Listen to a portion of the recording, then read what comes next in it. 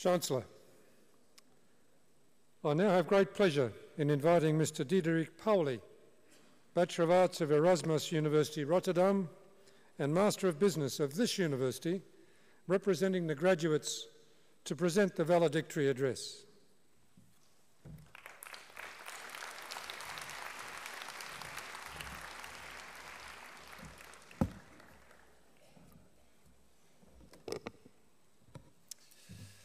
Chancellor, Vice-Chancellor, members of Senate, guest speaker, academic staff of the university, distinguished guests, fellow graduates, ladies and gentlemen.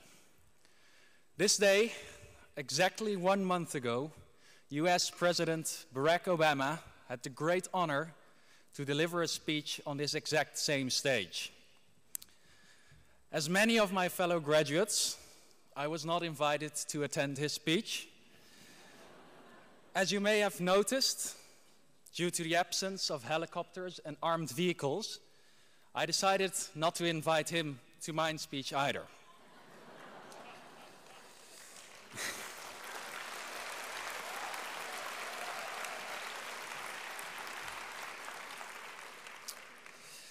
I did, however, send him the link to stream the graduation from the White House, and I think he is not alone. I believe that if I see this extremely international, diverse class, I would not be wondered if this graduation is streamed in all time zones around the globe. So also, on behalf of everybody who is virtually present, I want to congratulate the class of 2014, my fellow graduates, with the great achievement of graduating from the University of Queensland. When I was nominated to deliver the valedictorian address, I had actually no idea what it exactly was. After some research, I was a bit disturbed to find out that this would be my first UQ presentation without some distracting PowerPoint slides to cover up my Dutch accent. But I'll try my very best.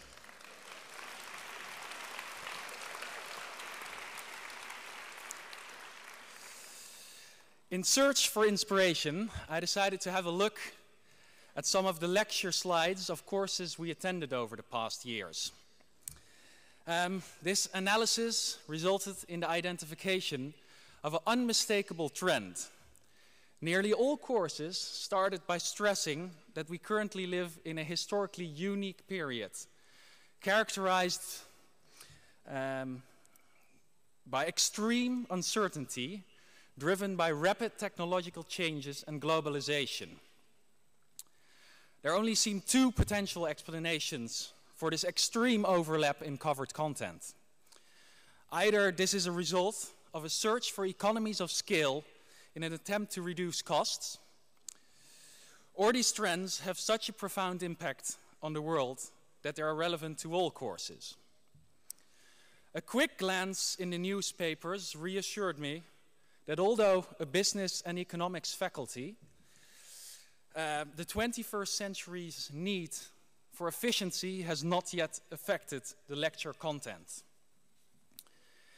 It is thus apparent that whether you aspire to become the new CEO of Apple, the new Secretary General of the United Nations, or have the ambition to become the new UQ Vice Chancellor, yes, Professor Hoy, also your future is uncertain, we will all be affected by these macro trends.